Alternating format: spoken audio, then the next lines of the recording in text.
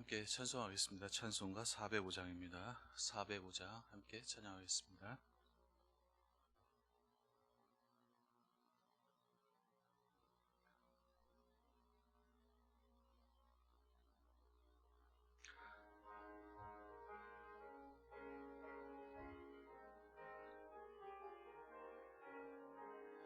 주의 친절한 팔에 안기세 우리 마음이 평안하리니 항상 기쁘고 복이 되겠네.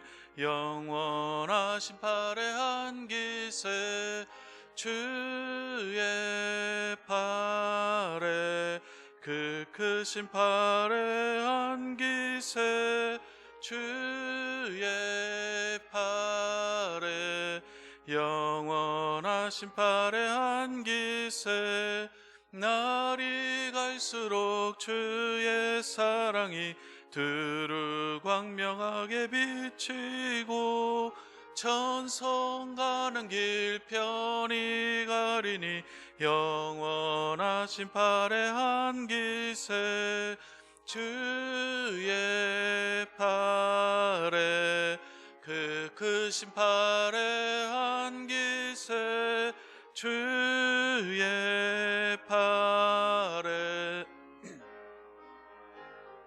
안기세 주의 보좌로 나아갈 때에 기뻐 찬미 소리 외치고 겁과 두려움 없어지리니 영원하신 팔에 안기세 주의 팔에 그 크신 팔에 안기세 주의 팔에 영원한 3절 다시 하겠습니다. 주의 보좌로 나아갈 때에 기뻐 찬미 소리 외치고 겁과 두려움 없어지리니 영원하신 팔에 안기세 주의 팔에 그 크신 팔에 안기세 팔에 영원하신 팔에 안기세 401장 우리 찬송하겠습니다. 찬송가 401장입니다.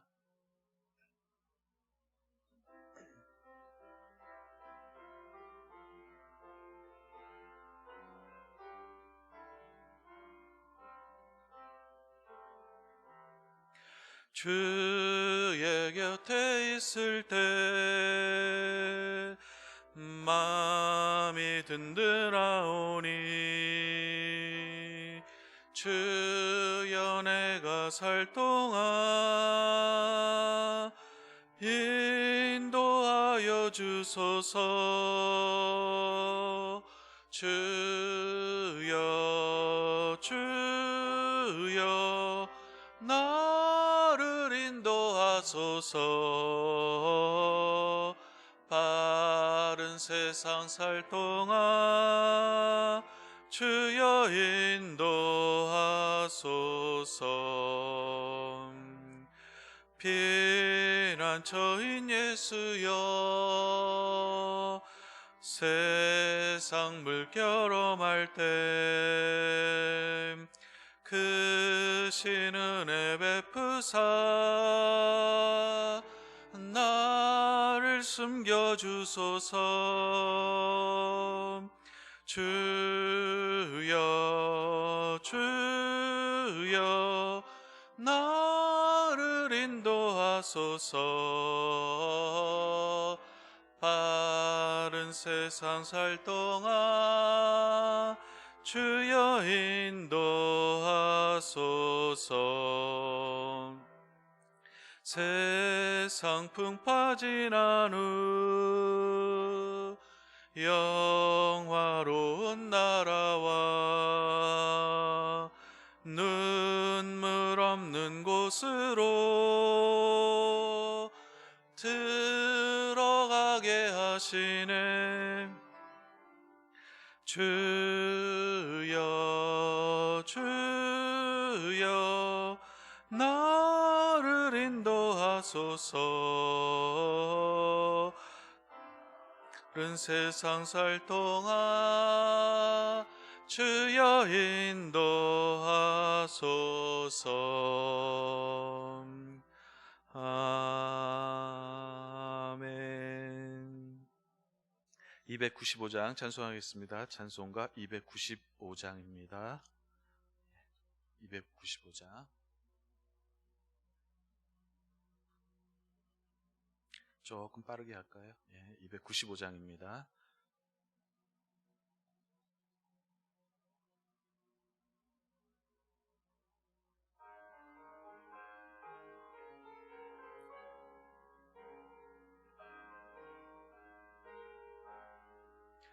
큰 죄에 빠진 나를 주 예수 건지사 그 넓은 품에 다시 품으시는 애는 저 바다보다 깊고 저 하늘보다 높다.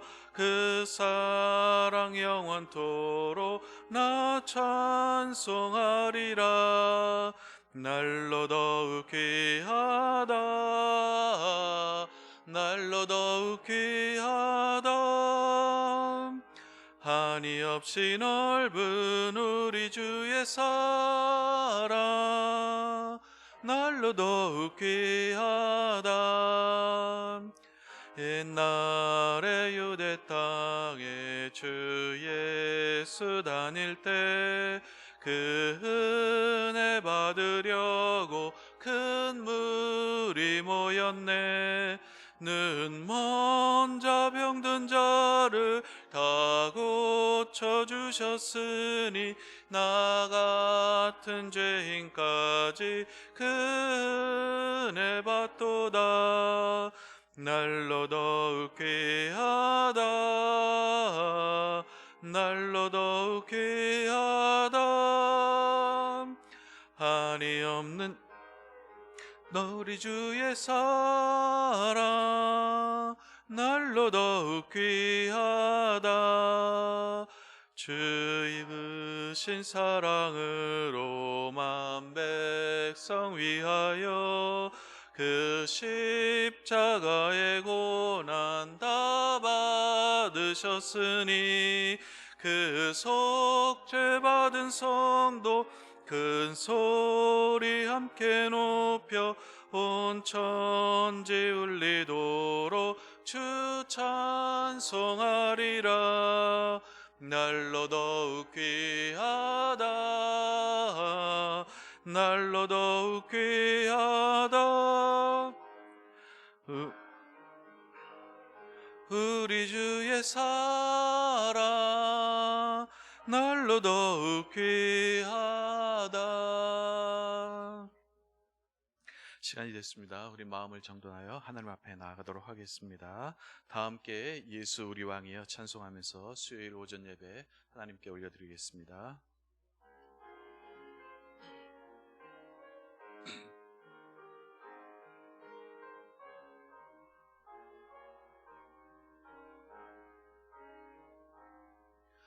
예수 우리 왕이여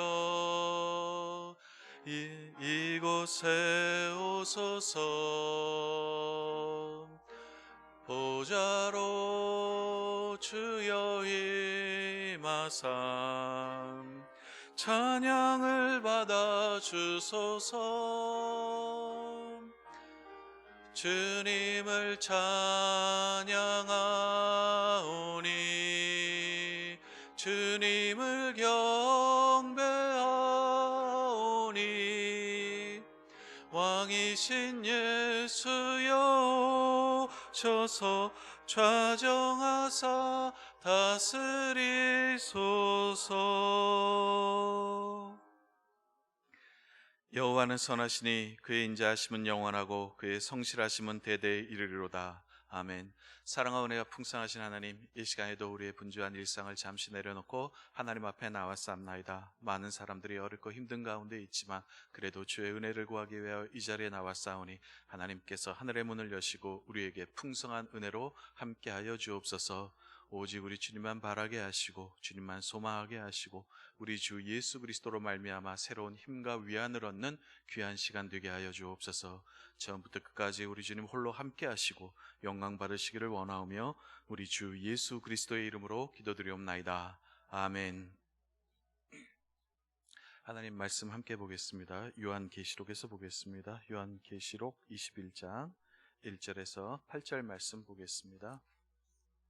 신약성경 요한계시록 21장 1절에서 8절 말씀입니다.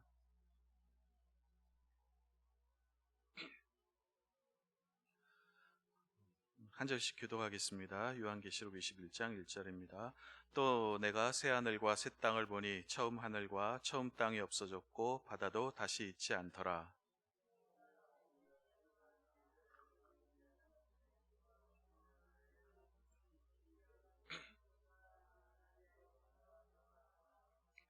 내가 들으니 보좌에서 큰 음성이 나서 이르되 보라 하나님의 장막이 사람들과 함께 있음에 하나님이 그들과 함께 계시리니 그들은 하나님의 백성이 되고 하나님은 친히 그들과 함께 계셔서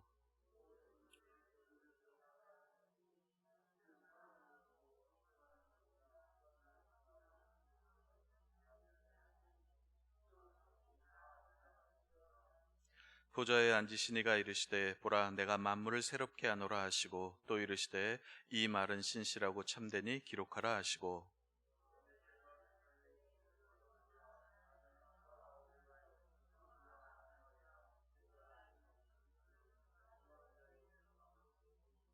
이기는 자는 이것들을 상속으로 받으리라. 나는 그의 하나님이 되고 그는 내 아들이 되리라. 8절 같이 읽을까요? 그러나 두려워하는 자들과 믿지 않은 자들과 흉악한 자들과 살인자들과 음행하는 자들과 점술가들과 우상숭배자들과 거짓말하는 모든 자들은 불과 유황으로 타는 못에 던져지리니 이것이 둘째 사망이라. 아멘. 교회 소식 전해드리겠습니다. 주보 뒷면 참조해 주시기 바랍니다. 성경 통독, 큐티하고 성경 통독 생활합시다. 성경 읽기표 참조하셔서 부지런히 읽고 들으시기를 바랍니다. 코로나19 사회적 거리 두기에 대한 예배 안내 말씀드리겠습니다. 충남도의 행정 지침에 따라서 교회 모든 공예배는 현장 예배와 온라인 예배로 함께 진행이 되고 교육 부서는 온라인 예배로 진행이 됩니다. 유튜브 온라인으로 실시간 예배에 함께 참여하실 수 있습니다. 교회 오셔도 됩니다. 분당에 오셔도 되고요. 50명 넘으면은 이제 초등부실이나 이런 다른 공간 마련되어 있으니까 거기서 함께 예배 드리시면 좋을 것 같습니다. 공동의회 공지 말씀드리도록 하겠습니다. 오는 주일입니다. 27일 오는 주일 1부, 2부, 3부 예배 후에 공동의회가 있습니다. 여러분들 다 참여해 주시기를 바랍니다. 본당에서 있고요. 입교인, 세례교인 이상을 말을 합니다. 대상은 그렇게 되고요. 안건은 위임 목사로 이성민 목사를 청빙하고 이재철 담임 목사를 원로 목사님을 추대하는 것을 안건으로 하고 당회에서 이제 주관을 하게 되겠습니다. 1부, 2부, 3부 예배 때 입장하시기 전에 모든 세례교인 입교도 포함입니다. 세례교인들은 투표인 명부에서 자기 이름 확인하시고 사인을 해주시고 입시를 해주시면 되겠습니다. 그리고 공동의회를 위한 특별 새벽기도회가 지금 진행 중에 있습니다. 법인은 광고 하나 말씀드리도록 하겠습니다. 시에서 공모한 학대 피해 아동 쉼터를 우리 법인에서 이제 수탁하게 되었습니다. 많이 기도를 해 주시면 감사하겠습니다. 우리 찬송 하나 더 하고 우리 함께 기도하고 말씀 듣도록 하겠습니다.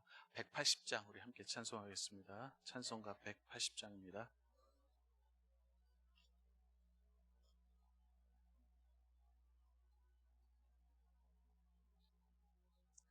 180장 우리 함께 찬송하겠습니다.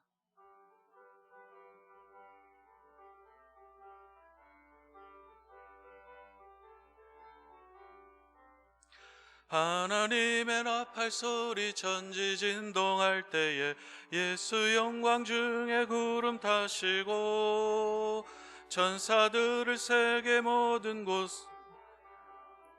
구원받은 성도들을 모으리. 이 나팔 불 때 나의 이름 나팔 불 때 나의 이름 나팔 불 때 나의 이름 부를 때에 잔치 참여하겠네. 무덤 속에 잠자는 자 그때 다시 일어나 영화로운 부활 승리 얻으리. 주가 택한 모든 성도 구름 타고 올라가 공중에서 주의 얼굴 배우리. 나팔 불 때 나의 이름 나팔 불 때 나의 이름 나팔 불 때 나의 이름 부를 때에 잔치 참여하겠네. 주님 다시 오실 날을 우리 알 수 없으니 항상 기도하고 깨어 있어서 기쁨으로 보좌 앞에 우리 나가서도록 그때까지 참고 기다리겠네. 나팔 불 때 나의 이름 나팔 불 때 나의 이름 나팔 불 때 나의 이름 부를 때에 잔치 참여하겠네. 우리 함께 기도할 때요, 먼저 나라와 민족을 위해서 기도해 주시고 또 이 코로나19 이 사태가 하루속히 끝날 수 있도록 우리 하나님의 은혜를 구하는 시간 됐으면 좋겠습니다. 그리고 또 교회를 위해서 기도해 주시기 바랍니다. 교회와 담임 목사님 위해서 특별히 오는 주일에는 우리 공동의회가 있습니다. 하나님의 선한 뜻이 온전히 드러날 수 있도록 위해서 기도해 주시고요. 또 우리 교회를 출입하는 성도들 가운데 많이 어려움을 겪고 있는 성도들이 있습니다. 성도들 위해서 우리 함께 주여 크게 외치고 한 목소리로 함께 기도하도록 하겠습니다. 기도합니다. 주여, 살아계신 우리 하나님 아버지 감사합니다. 참으로 이 시간에도 주님 앞에 나와 경배하며 찬양하며 예배드릴 수 있도록 은혜를 베풀어 주심을 감사를 드립니다. 하나님, 이 나라의 민족 많이 어렵고 힘든 가운데 있사옵나이다. 특별히 코로나19로 인해서 많은 사람들이 어렵고 힘든 가운데 있사옵나이다. 우리 하나님께서 우리를 불쌍히 여겨주시고 하나님 속히 이 코로나19 사태가 종식될 수 있도록 속히 끝날 수 있도록 하나님께서 은혜를 베풀어 주옵소서. 그동안 우리가 마음 놓고 일상을 영위했다는 것이 얼마나 우리 하나님의 큰 복임을 다시 한번 깨닫고 하나님 앞에 이 기회를 통해서 겸비하게 서는 귀한 나날들 시간들 될 수 있도록 하나님께서 은혜를 베풀어 주옵소서.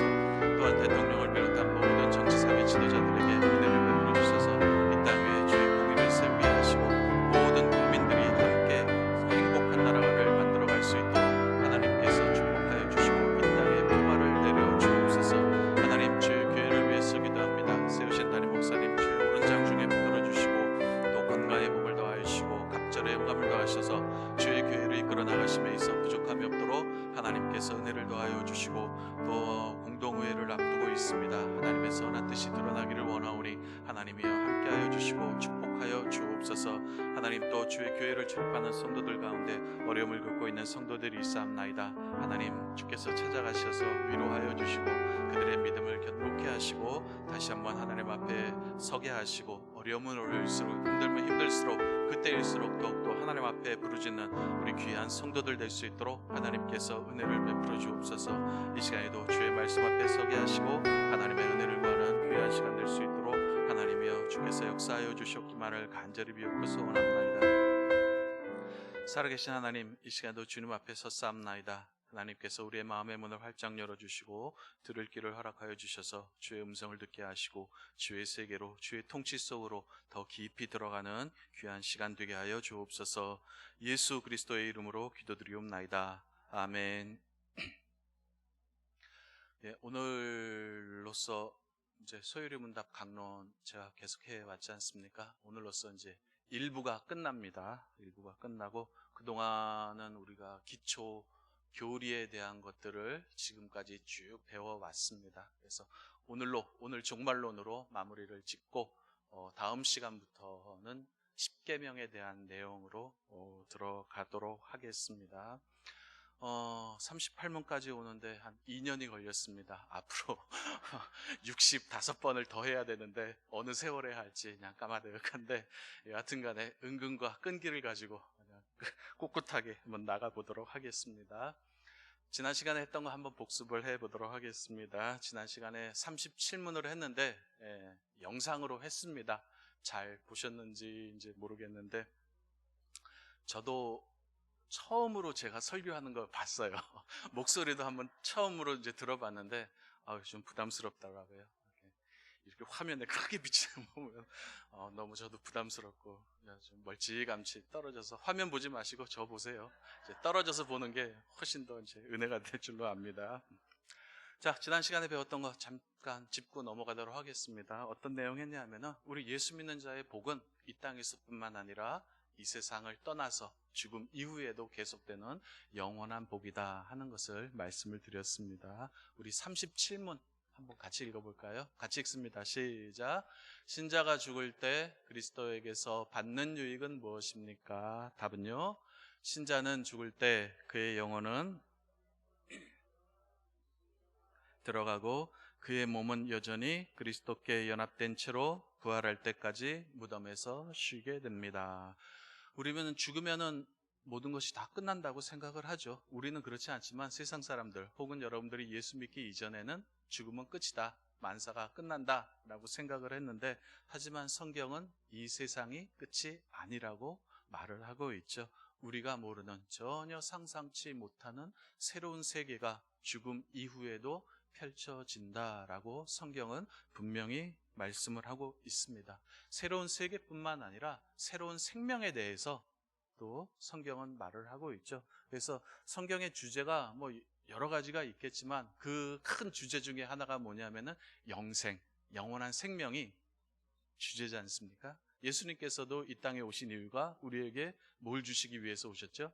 생명, 그죠? 영생을 주시기 위해서 이 땅에 오셨죠. 그래서 제가 지난 시간에 영생이 무엇인가 설명을 드렸어요. 지금 우리도 생명 가지고 있죠? 우리가 가지고 있는 이 생명은 나이 들어서 늙고 병들고 쇠하는, 죽고 썩어 없어지는 그러한 생명을 우리는 지금 가지고 있죠. 하지만 우리 주님께서 주시는 생명은요, 죽지 않고 쇠하지 않고 늙지 않는 영원한 생명.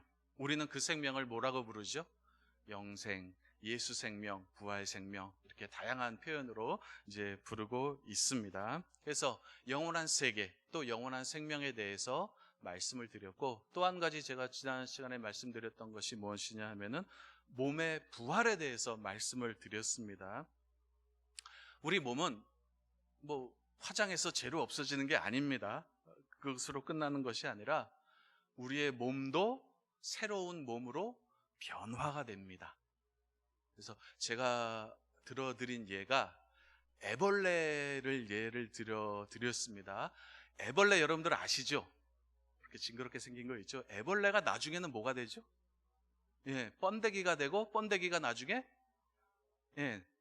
나비죠. 나방이 아니라 나비가 돼요. 애벌레가 번데기로 됐다가 이게 나비가 되는 거예요. 그래서 지금 우리가 가지고 있는 이 생명, 우리가 몸은 뭐에 비유할 수 있느냐 하면은 애벌레의 생명이 있죠. 애벌레의 생명, 애벌레의 몸으로 비유할 수 있고, 이것이 번데기를 거쳐서 나중에 이제 나비가 될 때, 그때 우리 이제 부활 생명, 부활체라고 이렇게 예를 들어 드렸습니다. 그래서 애벌레 보면은 생긴 게 어떻죠? 굉장히 좀 징그럽죠? 그죠? 물론 좋아하시는 분들도 있던데, 이렇게 징그럽고 아주 끔지락, 아주 그냥 답답하죠? 그냥 속 터지죠? 그죠? 끔지락하고 답답하죠? 그런데 이게 번데기로 되면서 더 징그럽죠? 맛은 있는데 이게 더 징그럽고, 나중에는 어느 순간 이게 뭐가 되죠? 나비가 되면서 굉장히 아름답고 영롱하고 신비롭게 변하죠. 그리고 어디 국한되지가 않잖아요. 그죠? 자유롭게 날아다니죠. 그죠? 애벌레를 보면서 나비를 상상할 수 있을까요? 없을까요? 전혀 상상 못하지 않습니까? 우리가 그렇다라는 거예요. 우리가 지금은 썩어지고 늙고 쇠하고 없어지는 이러한 생명과 이런 육체를 갖고 있지만 나중에는 죽음 이후에 우리의 몸이 완전히 다른 생명체의 모습으로 영광스럽게 변하게 된다는 거예요. 지금 애벌레가 나중에 나비로 변하는 것처럼 그 과정은 전혀 우리가 상상할 수 없지 않습니까? 우리의 몸도 지금은 이렇지만 어떻게 된다는 거예요? 부활체라 그러죠. 부활한 모습으로 예수님께서 그 부활하셨던 그 모습으로 우리도 나중에 신비롭고 영광스럽고 영화롭게 우리의 육신의 몸도 변하여진다 라고 했습니다. 이것이 무엇을 의미하느냐 하면은요, 만약에 우리가 예를 들어서 이 땅이 아니라 물에서 산다면은 우리의 몸도 바뀌어야 되잖아요. 그죠? 물에 적합하도록. 그죠? 물에 적합하도록 우리의 몸도 변화되어야 되는 것처럼 마찬가지로 하나님 나라라는 새로운 세계에서 살려면 우리의 몸도 그에 적합하게 변화해야 된 거죠. 변화되어야 되는 거죠. 새로운 세계, 새로운 생명에 적합하도록 우리의 몸이 변화되는 것, 그것을 뭐라고 한다고요? 몸의 부활이라고 말을 합니다. 그래서 지난 시간에 이제 여기까지 말씀을 드렸고요. 37문은 개인의 종말, 죽음 이후, 신자의 죽음 이후에는 어떤 모습인가 하는 것에 대해서 배웠다면은요, 오늘 할 제 38문은요, 온 우주의 끝이죠. 우주와 역사의 종말에 대한, 이 세상이 어떻게 끝날 것인가 하는 진짜로 마지막에 대한 이야기를 좀 해보도록 하겠습니다. 세상의 마지막 이야기입니다. 38문 우리 한번 같이 읽어보도록 하겠습니다. 자, 오늘 배울 내용입니다. 같이 읽습니다. 시작. 신자가 부활할 때 그리스도에게서 받는 유익은 무엇입니까? 답은요, 신자는 부활할 때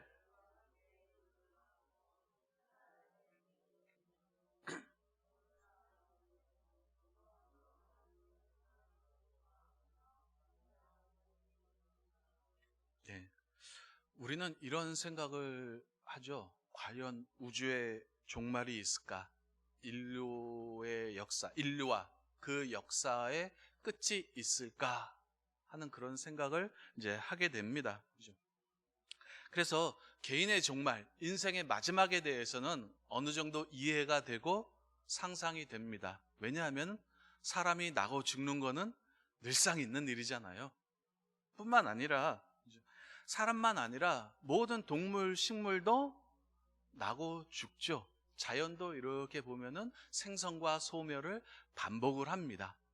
개인의 차원에서 볼 때, 한 개개인의 차원에서 볼 때, 사물 하나하나 이 차원에서 보면은 이 생성과 소멸, 삶과 죽음, 이게 이해가 되는데, 우주라는 범위를 넓혀보면, 인류라고 이렇게 범위를 넓혀보면은 상상하기가 힘들죠. 우주 하면은 우리는 언제 생긴 걸로 딱 떠오르죠? 영원 전부터 생긴 걸로 생각이 되잖아요. 영원 전부터 생겨서 앞으로도 영원할 것처럼 느껴지지 않습니까? 그죠? 태양도 영원히 있을 것 같고, 달도 그렇고, 물론 이 지구도 영원히 있을 것 같고, 인류도 영원할 것 같죠. 설령 나는 죽더라도 낳고 해가지고 인류는 영원하리라 하는 그런 생각을 우리는 갖고 있습니다. 하지만 이 과학자들에 따르면, 이 천체 물리학자들에 따르면은 태양도 없어지죠. 한 50억, 60억 년 후에는 태양도 없어지고요. 태양이 없어지면 지구도 달도 같이 없어지고 사람도 인류도 같이 없어지는 거죠. 이 태양계만 없어지는 것이 아니라 우주도 같이 소멸을 한다고 합니다. 우리는 우주 하면은 영원할 것 같지만 우주도 언젠가는 한 수백억 년 흐르면은 우주도 언젠가는 소멸을 한다고 합니다. 그래서 과학자들이 이제 우주의 종말에 대해서 이렇게 보통 이제 시뮬레이션을 하죠. 이처럼 우주도 이제 소멸하고 없어집니다. 성경도 이 종말에 대해서 말을 합니다. 물론 과학자들이 얘기하는 것과 똑같은 그런 의미에서의 종말은 아니지만 성경도 우주의 끝과 역사의 마지막에 대해서 말을 하고 있습니다. 찰나를 살고 순간에 존재하는 우리 입장에서 보면은 얼토당토치 않은 얘기겠죠. 정말 우주가 멸망할까? 정말 역사가 끝날까 하는 그런 생각을 하게 되지만, 온 우주를 설계하시고 창조하신 하나님의 계시에 따르면은 이 어느 순간 이 세상도 끝이 나는 거죠. 일상의 삶이 단절이 되는 거예요. 일상의 삶이 단절이 되고 온 우주가, 그리고 세상의 역사가 끝이 나는 그 순간이 있다라고 성경은 우리에게 말씀해 주고 있습니다. 그래서 오늘은 종말, 말세에 대해서 배울 텐데요.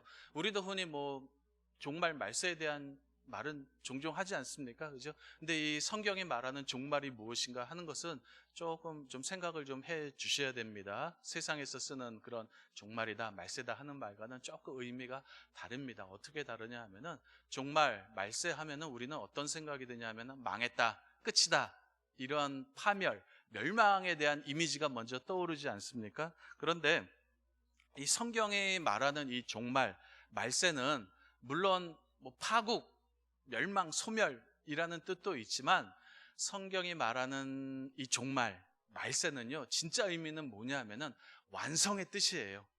완성, 성취, 대전환의 의미가 훨씬 더 강합니다. 그래서 성경이 말하는 종말은 완성을 가리키는 표현이에요.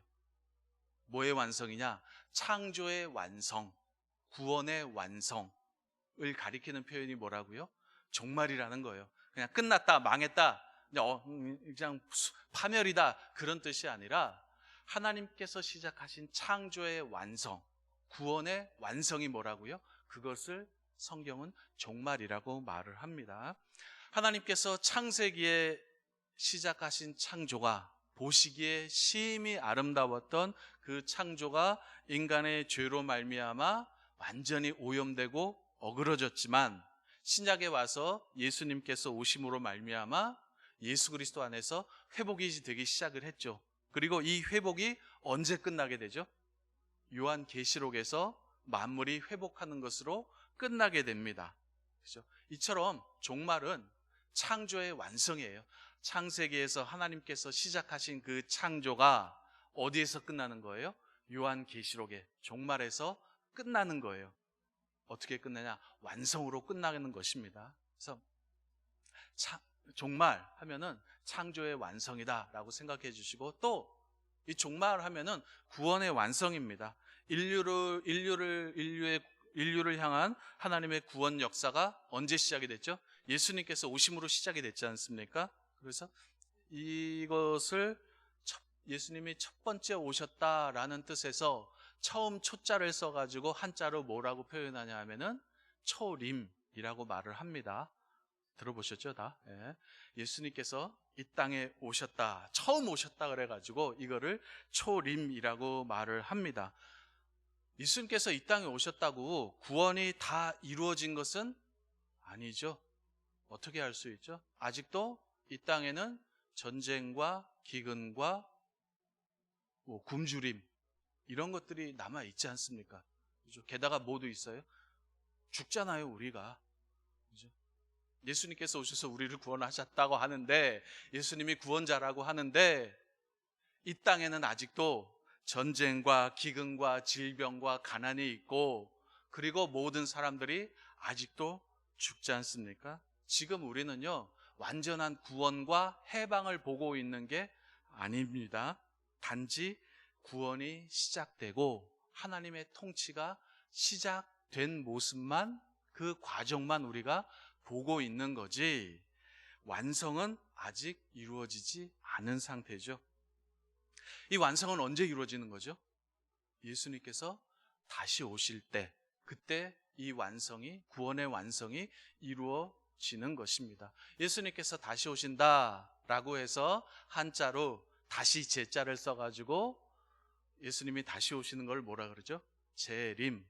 우리말로 하면은 그냥 다시 오심인데, 한자로 하면은 재림, 이렇게 표현을 합니다. 그래서 재림이란 무슨 뜻이냐면 다시 오신다는 뜻이에요. 다시 임하신다 하는 그런 뜻인데, 2000년 전에 유대 땅에 사람으로 오신 예수님께서 인류 역사의 끝에 다시 오신다 하는 것을 우리는 뭐라고 한다고요? 재림이라고 합니다. 그런데 왜 다시 오시느냐? 첫 번째 오신 이유는 뭡니까? 구원의 기초를 놓기 위한 거예요. 구원을 시작하시기 위해서, 구원의 기초를 놓기 위해서 첫 번째 오셨고, 다시 오시는 이유는요, 그 구원을 시작하신 그 구원을 완성하기 위해서, 마무리 짓기 위해서 예수님께서 다시 오시는 거죠. 여기는 이해하시죠? 여기까지는. 그죠? 첫 번째 오셔서 구원이 완전히 끝난 건 아닙니다. 해방이 완전히 이루어진 게 아니에요. 그죠? 기초만 놓으신 거예요. 기초만 놓으시고 구원이 시작이 된 거고, 그 완성은 언제 이루어지냐? 예수님께서 다시 오신 그때, 다시 오셔서 예수님께서 그 구원을, 시작하신 구원을 마무리 짓는 것입니다. 우리는 언제를 살아가는 거예요? 예수님의 초림과 재림, 그 사이에 우리가 지금 살아가는 거죠.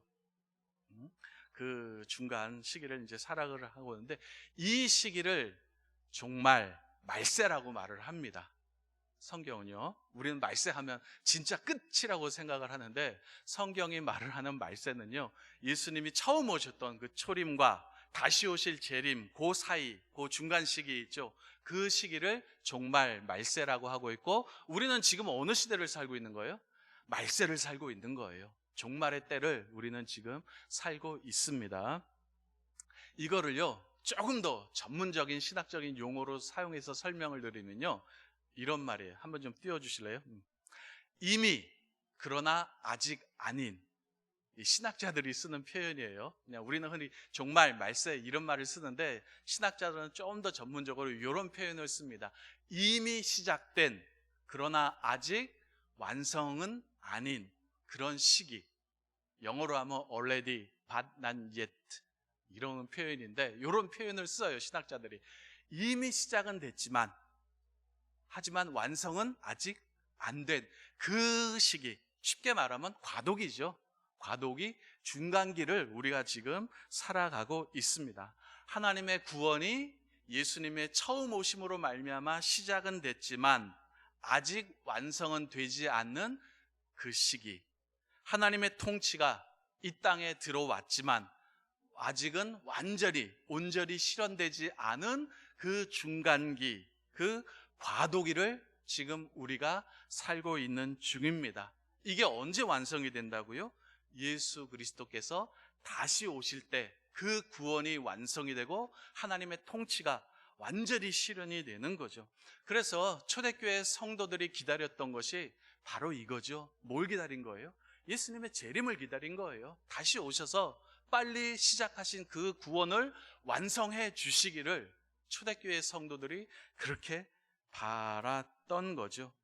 지금은 눈에 안 보이지만 분명히 예수님께서 다시 오셔서 그 시작하셨던 구원을 완성하시리라 하는 그 믿음으로 살아간 거죠. 초대교회 성도들은 이 믿음이 있었고 이 믿음을 가지고 그 어려운 현실을 버텨냈던 것입니다. 그 믿음이 지금 누구에게까지 계속 전달되어 온 거예요?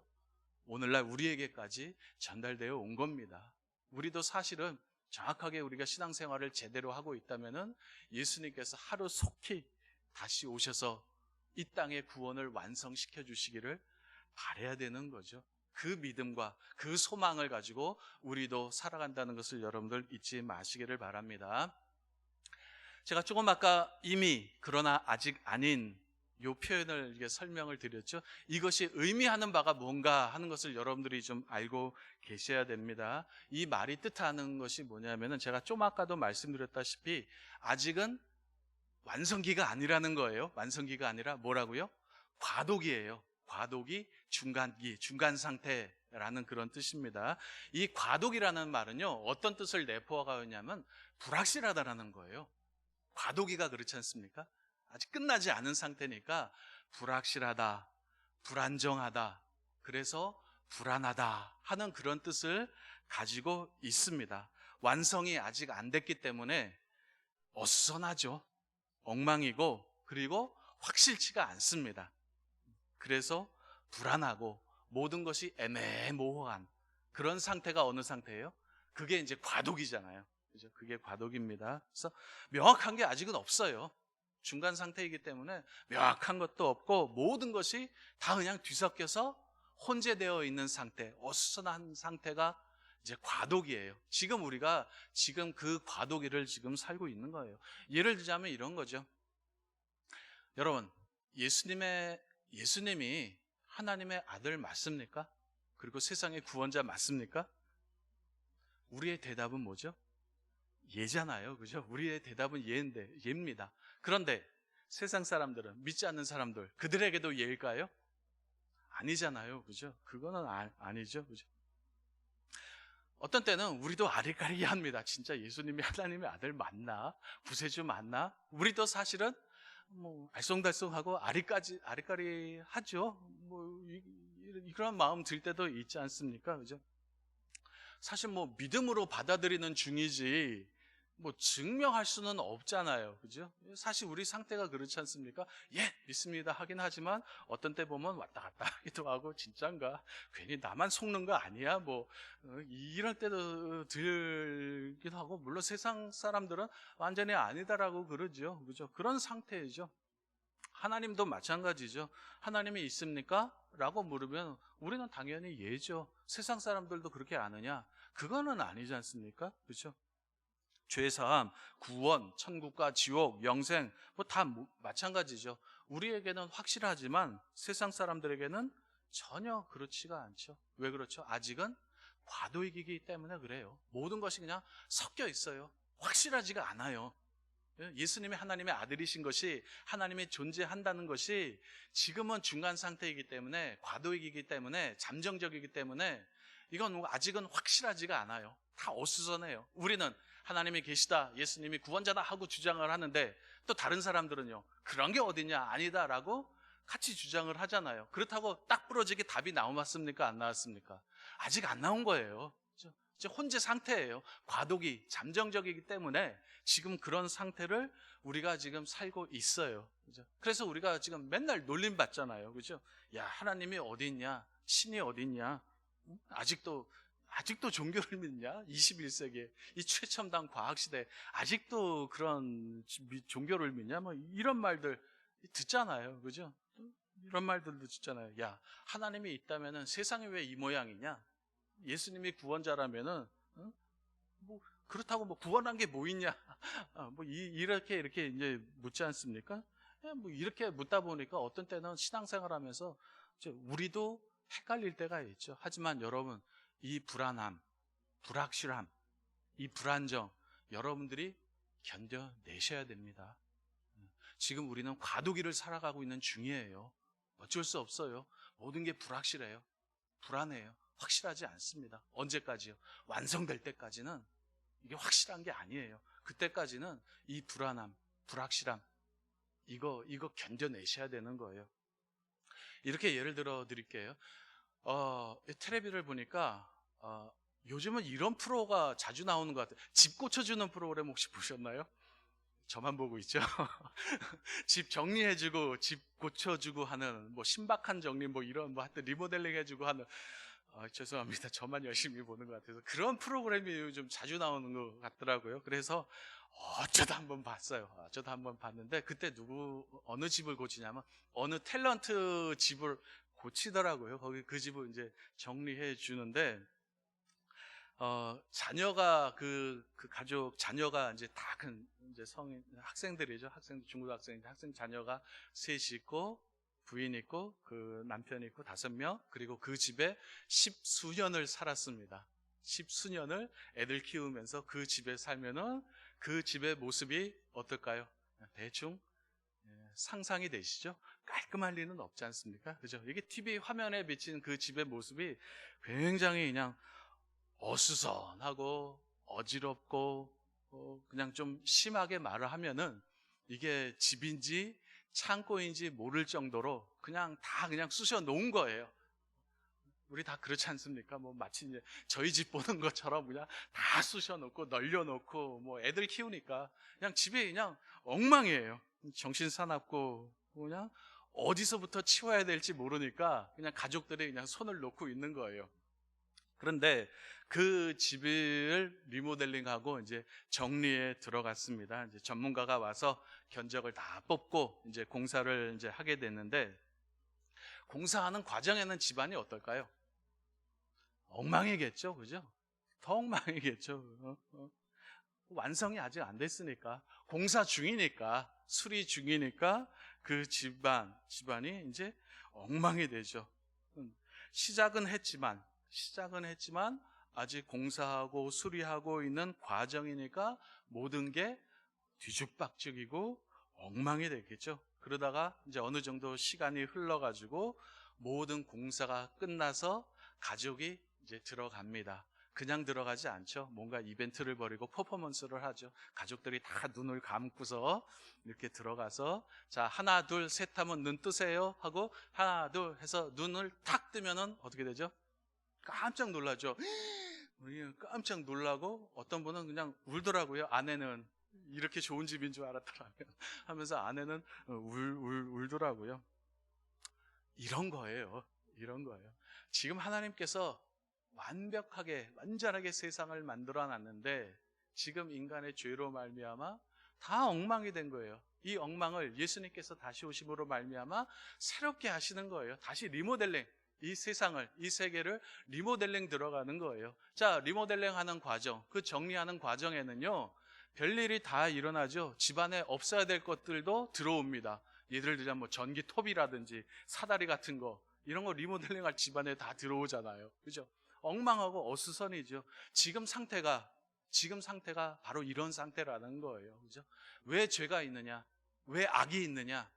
아직 공사 중이기 때문에, 수리 중이기 때문에 지금 죄가 있고 악이 있고 슬픔과 고난과 고통이 있는 거예요. 만약에 공사가 다 끝나면 어떻게 될까요? 전기톱 계속 집안에다 놔둘까요? 사다리 방 안에다 놔둘까요? 아니죠. 어떻게 되죠? 싹 치워버리잖아요. 그냥 마찬가지예요. 하나님께서 다시 오셔서 이 세상을 새롭게 할 때, 예수님께서 재림하셨을 때 모든 악과 죄악은 어떻게 되는 거예요? 싹 나가는 거예요. 이해는 되셨죠? 제가 무슨 말을 하는지. 지금 그 얘기를 하는 거예요.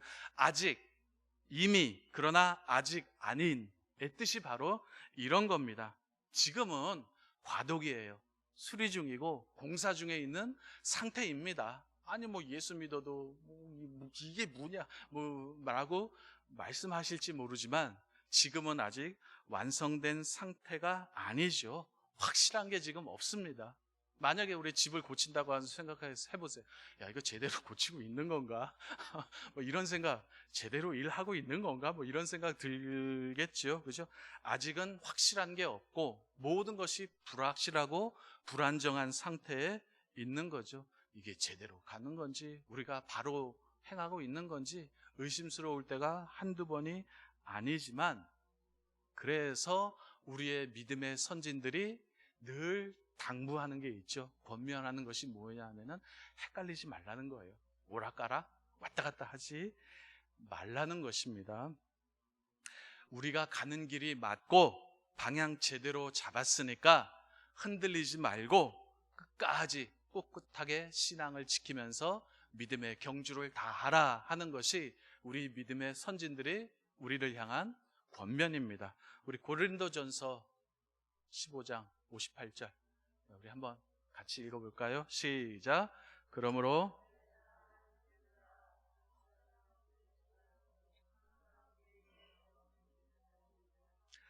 너희 수고가 주 안에서 사도 바울이 뭐라고 우리에게 권면을 합니까?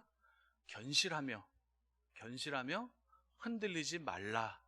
옛날 성경에는 견고하라라고 표현을 했어요. 견고하며 흔들리지 말라.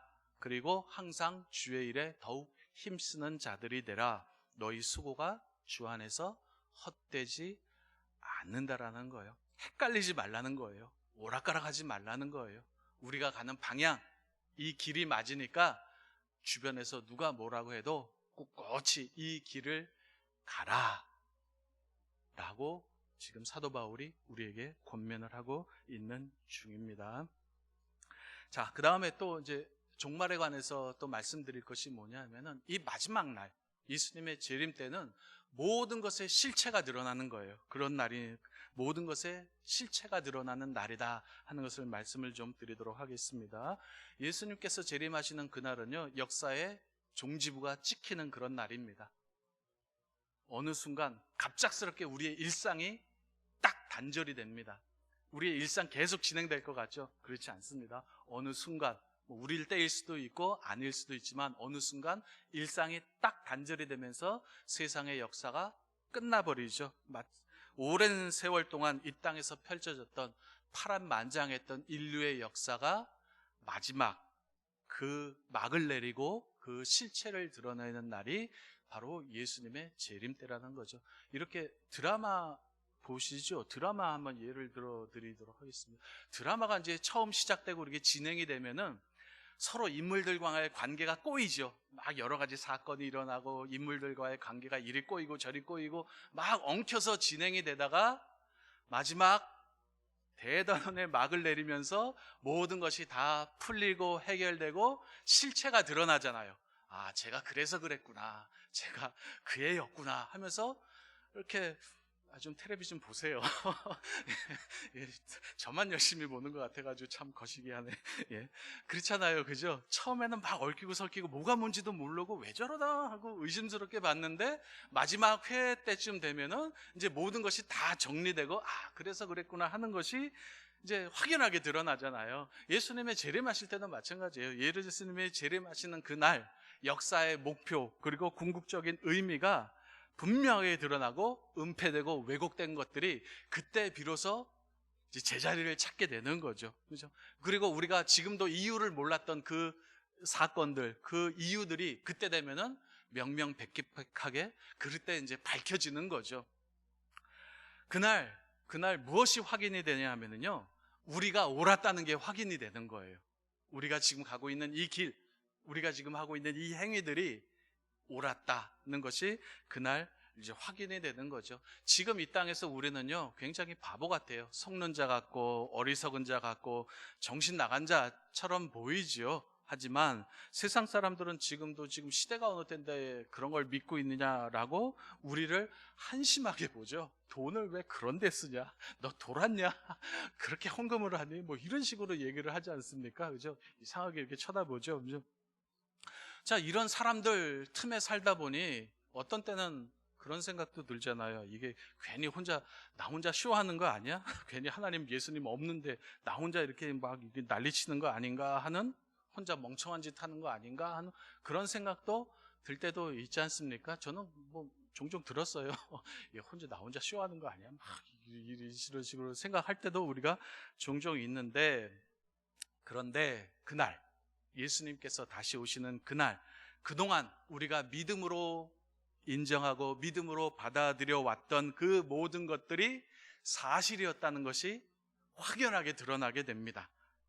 우리의 선택이 옳았고 우리가 지혜로웠음을 알게 되고, 그날 그렇게 똑똑한 척했던 세상 사람들이 어리석고 잘못된 길로 가고 있었다는 것이 그날 판명이 되는 거예요.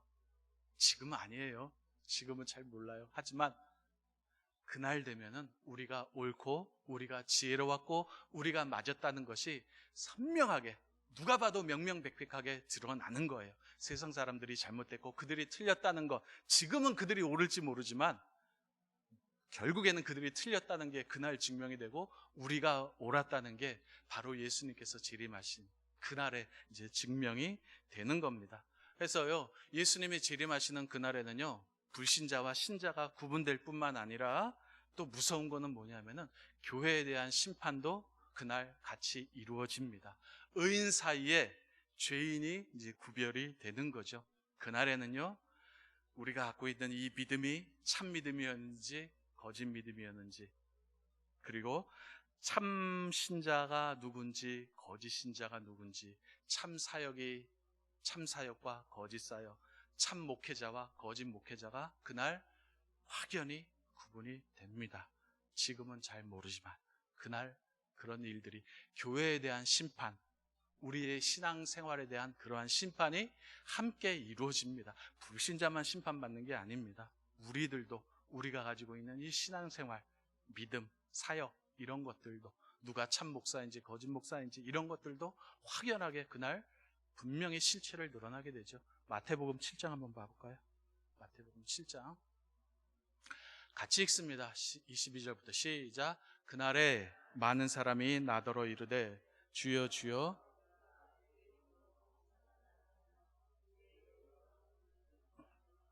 주의 이름으로 많은 권능을 행하지 아니하였나이까 하리니 그때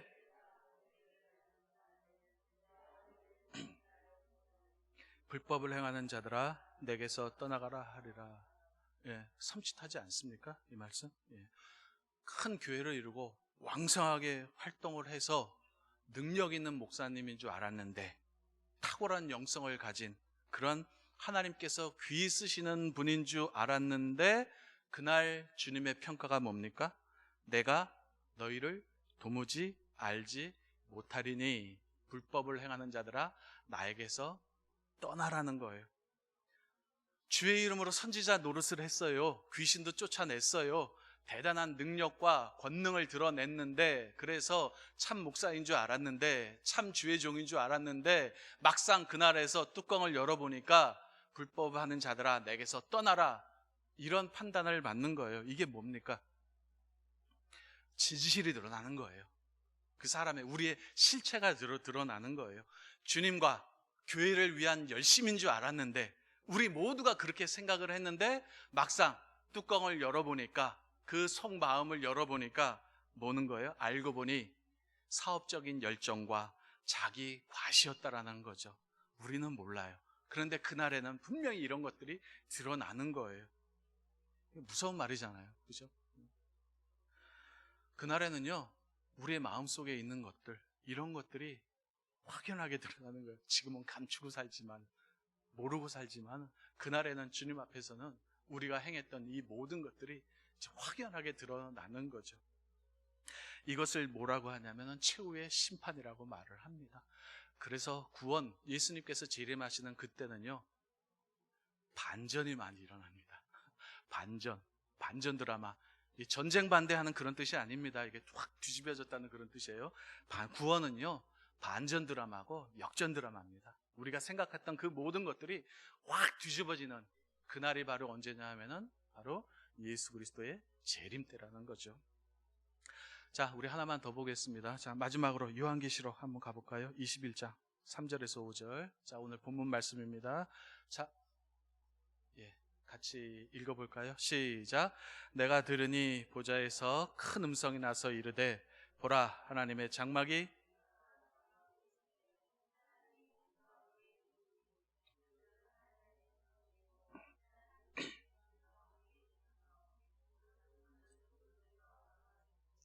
다시는 사망이 없고 애통하는 것이나 곡하는 것이나 아픈 것이 다시 있지 아니하리니 처음 것들이 다 지나갔음이라. 보좌에 앉으시니가 이르시되 보라, 내가 만물을 새롭게 하노라 하시고 또 이르시되 이 말씀은 신실하고 참되니 기록하나 하시고. 여기 보시면은 제가 좋아하는 말씀이 나옵니다. 보라, 내가 만물을 새롭게 하노라. 이 말씀 제가 좋아하는 말씀인데, 우리 주님께서 완성하실 그 나라에는 뭐가 없죠? 눈물도, 사망도, 애통도, 곡하는 것과 아픈 것도 없다고 합니다. 처음 것들, 지금 우리가 이 땅에서 겪는 모든 것들이 다 없어지는 거죠. 사라지는 그러한 때입니다. 그렇다고 해서 여러분들 천국을 이렇게 생각하지 마시기 바랍니다. 이 땅에서 누리는 복지가 아주 극대화된 고도의 복지국가, 이렇게 생각하시면 안 됩니다.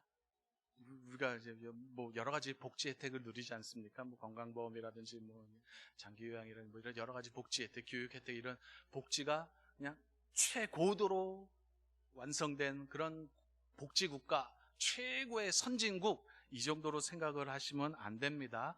뭐 그냥 천국을 무슨 파란 바다가 눈앞에 쫙 펼쳐지는 몰디브 해안의 그 최고급 호텔에서 천사들의 수종을 룸 서비스를 받으면서 평생 사는 거, 이렇게 생각하지 마시기 바랍니다.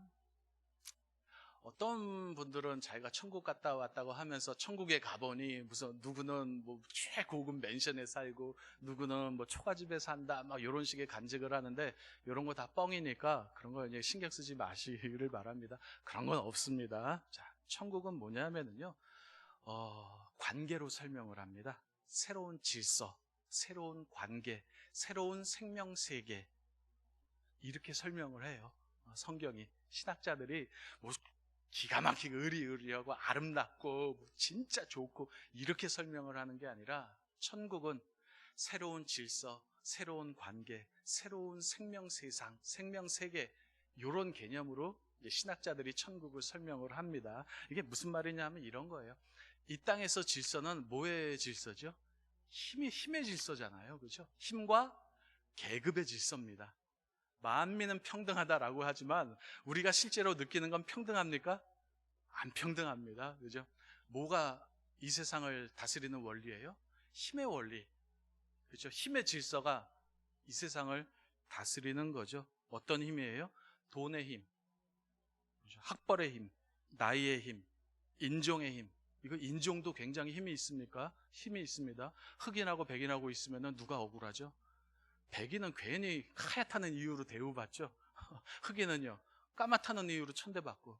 이게 뭐예요? 힘이잖아요. 이것도 인종의 힘, 성별의 힘, 그죠? 나이의 힘, 이런 것들이 지배를 하는 세상이잖아요. 그죠?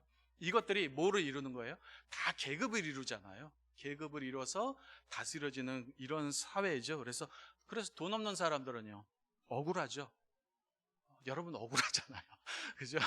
저도 억울하고, 억울하고. 못 배운 사람들은요, 한이 되고요. 나이 어리면 무시당하잖아요. 가 임마 이러잖아요. 그죠? 나이 어리면 무시당하고. 그리고 이 땅의 여자들은요, 남자들에 비해서 서럽죠. 서럽죠. 온갖 수치와 부끄러움으로 그것이 한이 되고 컴플렉스가 되고 마음의 병이 돼서 우리의 생명을 죽이는 거죠. 이거를 죄라 그러잖아요. 그죠? 이런 힘의 질서가 뭘로 변하는 거예요? 평화와 사랑의 관계, 사랑의 질서로 변하는 세상. 그거를 뭐라 그런다고요? 그거를 천국이라 그러는 거예요. 휘황찬란하고 의리의리한 대저택, 이게 아니라 관계로 설명을 해요. 힘과 계급의 질서, 그 관계가 평화와 사랑의 관계로 변하는 그런 세상, 그런 세계가 천국입니다. 제가 예전에 설교하면서 한번 말씀드렸던 것 같은데, 여러분 천국에 가면은 여러분 가족으로 만날까요? 안 만날까요? 안 만나죠. 그죠?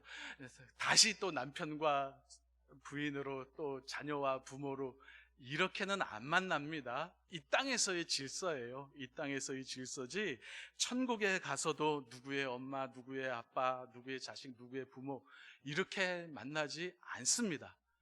다행이죠. 또 만날까봐, 너 같은 놈 또 만날까봐 걱정했는데, 예, 그렇게 만나지 않아서 가족으로 만나지 않습니다. 가족의 질서, 가부장제의 질서, 이 땅의 질서로는 만나지 않습니다. 그때도 저와 여러분들이 목사와 성도로 만날까요? 아니죠. 사장과 직원으로? 그런 거 아닙니다. 장교와 쫄병, 선배와 후배, 이런 계급으로 만나지 않습니다. 그때는요. 그때는 계급도 없고 우열도 없고 똑같은 하나님의 자녀로 만나게 되고, 인격과 인격으로 만나게 되고, 굳이 비유하자면 절친 있죠. 여러분들 가장 친한 친구분들 계시죠? 그 친구와 친구 사이, 절친 사이로 만나는 거예요. 친구와 친구 사이에 계급이 있습니까? 우열이 있습니까? 그런 거 없잖아요. 그냥 똑같이 같이 장난치고 낄낄대고 그러잖아요. 그런 똑같은 관계, 평등한 관계로 천국에서는 하나님의 자녀라는 이름으로 만나는 거죠. 그러한 세계를 하나님께서 우리에게 주시는 거예요. 천국이 그런 세계예요. 그런 세계, 눈물도 없고 아픔과 슬픔과 고통과 이런 것들, 우리들이 겪는 대부분의 고난이 뭐 여러 가지가 있겠지만 인간관계 때문에 겪는 것도 많잖아요. 그죠? 속썩이는 것 보면은 다 관계잖아요. 그죠? 그런 관계에서 벗어나서 똑같은 평등한 관계의 세상을 하나님께서 이루시겠다라는 겁니다. 자, 이제 마무리하겠습니다. 뭐 하고 싶은 말은 많이 있는데, 이렇게 시간이, 많이 갔네요. 자, 사람들은 예수님의 재림과 성경이 말하는 이 종말에 대해서 믿지를 않습니다. 그냥 종교적인 상상력으로 치부를 하는데, 하지만 우리는 예수님의 재림을 곧 다가올 현실로 믿습니다. 예수 그리스도의 재림과 최후의 심판 앞에서 우리는 하나님 앞에서 더욱더 겸비해서 살아야 될 줄로 믿습니다. 하나님께서 지금도 우리의 일거수일투족을 다 보고 계시죠. 여러분들의 마음의 동기까지 다 보고 계시고 그거를 잊지 아니하시고 나중에 예수님의 재림 때, 심판 때 그것에 대해서 하나님께서 반드시 책임을 물을 겁니다. 그렇기 때문에 우리는 더욱더 삼가해야 되고 조심해야 됩니다. 행동뿐만 아니라 우리의 마음가짐도 더욱더 조심해야 되겠죠. 그리고 또 여러분들 이 땅에서 억울해하거나 분해하시지 마시기를 바랍니다. 진실은 드러납니다. 분명히 드러납니다. 분명히 드러나고 설령 이 땅에서 드러나지 않는다 할지라도 하나님 앞에 섰을 때 그때 진실은 드러나게 될 것이고 하나님께서 공의의 판단을 정확하게 해 주실 겁니다. 그래서 이 땅에서 억울하다 할지라도 그냥 부르르 떨면서 내 생명 내가 단축시키지 마시기를 바랍니다. 하나님께서 여러분들의 억울함을 잊지 아니하시고 공평하고 공정하게 처리해 주실 것입니다. 그러한 믿음이 있을 때 우리는 분해하거나 서운해하지 않지요. 지옥 같은 세상을 살면서도 마음의 평안과 여유를 누리면서 천국을 살아갈 수 있기를 주님의 이름으로 바랍니다. 우리는 예수님께서 다시 오실 그날을 바라보면서 현실을 이기는 자입니다. 예수님께서 완성하실 그 나라의 영광스러운 모습을 보면서 오늘도 주어진 삶을 힘차게 살아가시는 저와 여러분들 되시기를 주님의 이름으로 바랍니다. 자, 우리 말씀 생각하면서 우리 함께 기도하도록 하겠습니다. 하나님, 우리가 지금은 불확실하고 모든 것이 불안정한 시대에 살고 있지만 우리의 믿음의 길을 잃지 않게 하시고 주님을 바라보면서 끝까지 견고하며 흔들리지 않게 우리의 신앙의 길을, 믿음의 길을 가게 하여 주옵소서. 우리 같이 기도합니다. 주여, 살아계신 하나님, 참으로 지금은 우린 과도기를 살고 있지만 우리의 가는 이 길이 확실하고 맞다는 것을 늘 기억하게 하시고 우리의 믿음의 선진들의 권면처럼 견고하고 흔들리지 않고 이 길을 가는 저희들 될 수 있도록 은혜를 베풀어 주옵소서. 참으로 예수님께서 다시 오시는 그날, 최후의 심판이 다시 오시는 그날 하나님께서 우리의 눈물과 억울함을 풀어주실 것이고 우리의 심령을 위로해 주실 것이고 하나님 앞에 영광스러운 모습으로 다시 선다는 것을 늘 기억하면서 하나님 우리에게 힘을 주시고 용기를 주셔서 주께서 주신 이 믿음의 길을 가져가는 저희들 될 수 있도록 우리 하나님께서 은혜를 베풀어 주옵소서. 흔들리지 않게 하시고 앞에 넘어가지 않게 하시고 삼가 조심하면서 하나님 만나는 그날까지 이 믿음의 길을 가는 저희들 되게 하여 주옵소서. 살아계신 하나님, 지금은 모든 것이 불확실하고 불안정하다 할지라도 믿음의 선진들의 그 권면처럼 견실하며 흔들리지 않고 믿음의 길을 가는 저희들 될 수 있도록 은혜를 더하여 주옵소서. 예수 그리스도의 이름으로 기도드리옵나이다. 아멘. 우리 주기도문 함께 하겠습니다. 하늘에 계신 우리 아버지여, 이름이 거룩히 여김을 받으시오며 나라의 마옵시며 뜻이 하늘에서 이루어진 것 같이 땅에서도 이루어지리다. 오늘날 우리에게 일용할 양식을 주옵시고 우리가 우리에게 죄 지은 자를 사하여 준 것 같이 우리의 죄를 사하여 주옵시고 우리를 시험에 들게 하지 마옵시고 다만 악에서 구하옵소서. 내게 나라와 권세와 영광이 아버지께 영원히 있사옵나이다. 아멘. 우리 함께 기도하겠습니다. 주여